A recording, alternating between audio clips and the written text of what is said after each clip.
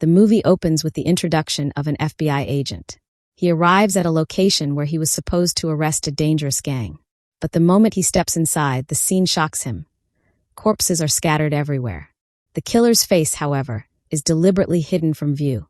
Then suddenly, the mysterious shooter aims his gun directly at the FBI agent.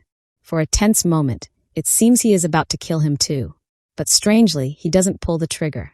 Instead, he lowers the weapon and lets the FBI agent live. Next, the story takes us to a small boy named Christian.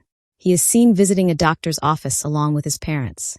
Christian suffers from autism, a condition where a person struggles to make eye contact, has very low self-confidence, and finds it hard to differentiate between right and wrong.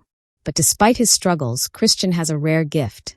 He is a genius with numbers. He can solve the most complex mathematical problems within seconds.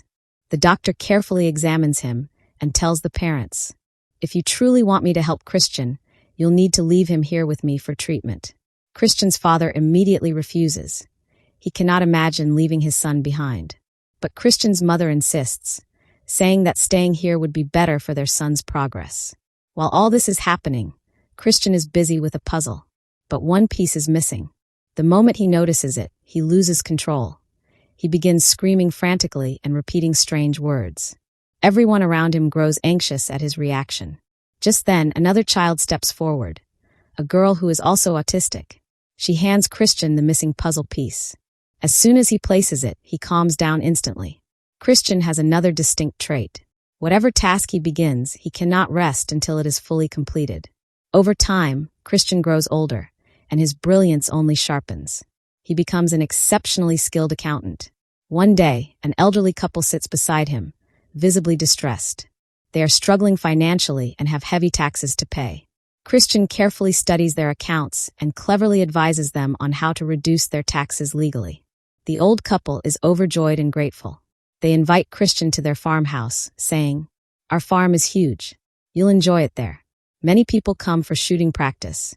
You should come too." Meanwhile, we are introduced to the head of the FBI. A young woman named Medina comes to him, asking for a job. The head tells her, "I've read about you. You've done excellent work wherever you've been." But then he questions her about her past criminal record. Medina remains silent. The FBI head places a file in front of her.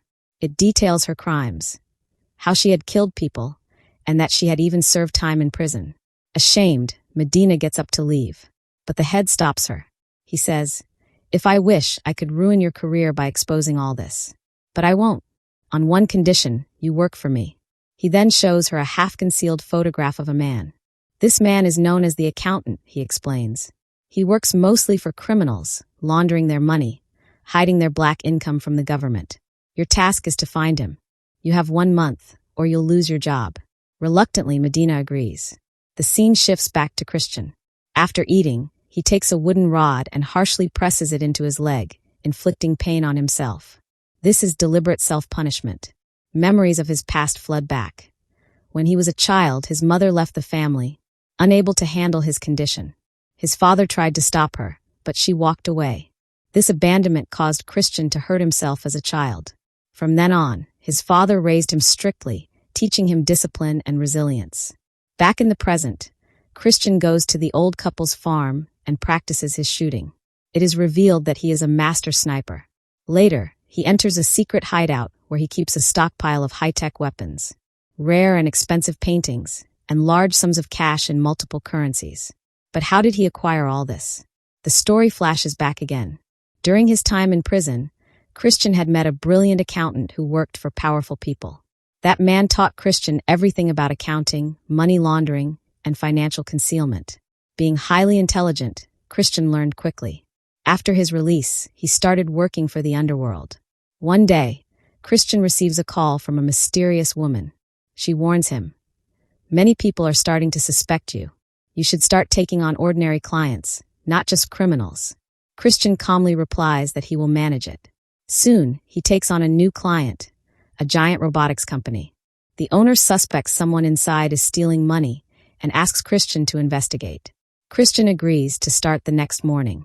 Meanwhile, Medina continues her hunt for the mysterious accountant but finds little progress. Elsewhere, a hitman named Brax is introduced. He is ruthless and feared, and we see him threatening a man inside a car. The next day, Christian arrives at the robotics company. There he meets Dana, the company's accountant. She admits she had tried to uncover the fraud herself, but failed. Hoping for teamwork, she offers to help Christian. But he refuses, stating bluntly, "I work alone." Disappointed, Dana leaves.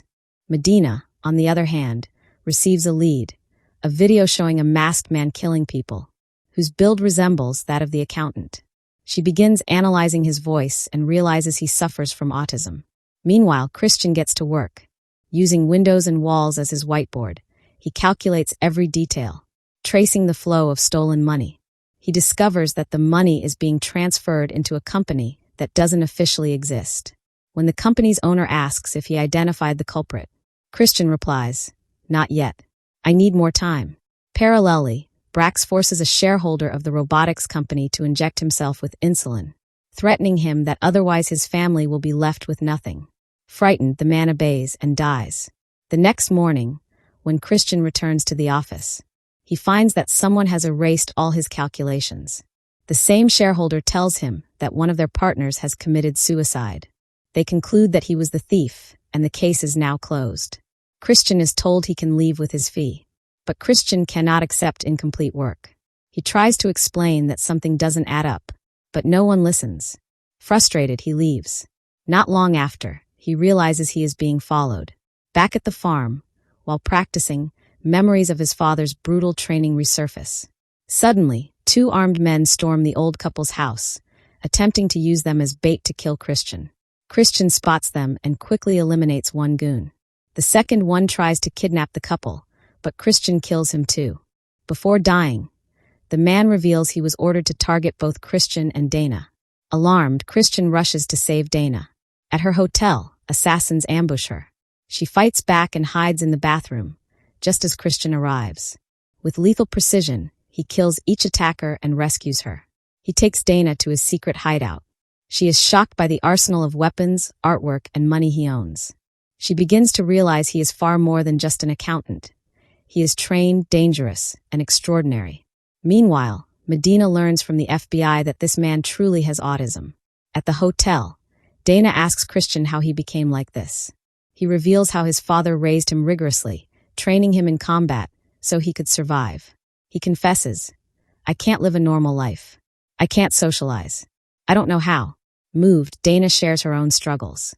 Christian then explains how the robotics company was laundering money, using stolen funds to repurchase its own shares, turning illegal black money into legitimate profit.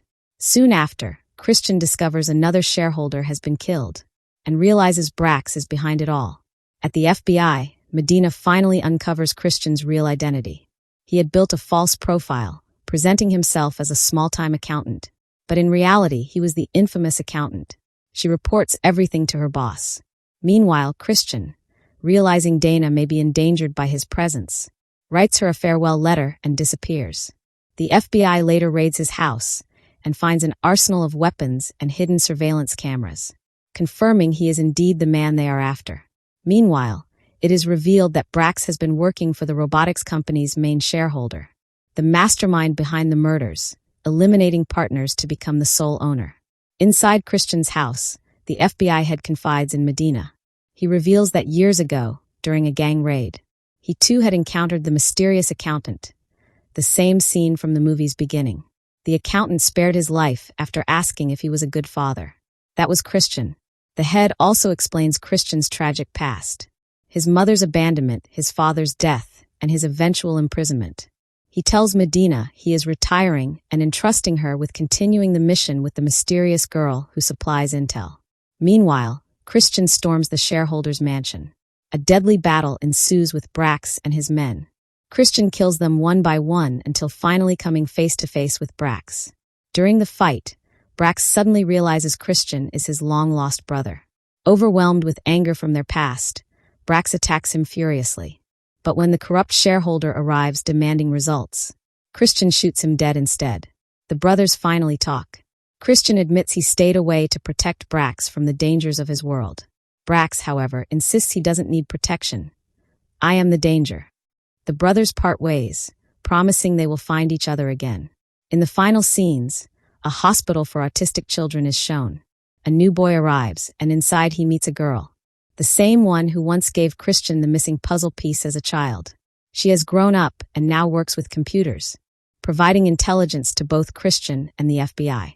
At the very end, Dana receives a package at her doorstep. Inside is a beautiful painting, the very one she once admired at Christian's hideout. It was his way of saying goodbye. Meanwhile, Christian is seen driving away from town with his luggage, disappearing into the unknown once again. And with that, the story concludes. If you enjoyed this breakdown, don't forget to hit like, drop your thoughts in the comments, and subscribe for more detailed movie stories like this. And don't forget to turn on the notification bell so you never miss the next